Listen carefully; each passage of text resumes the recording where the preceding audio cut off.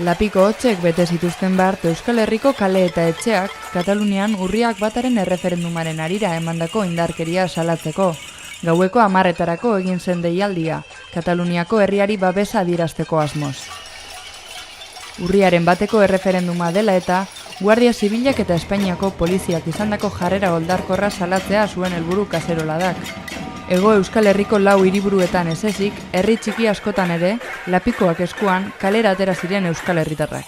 Toki batzuetan, Espainiako poliziaren edota ertzaintzaren presentzia izan zuten kaseroladek, egunak utzitako beste irudi askorekin bat eginik.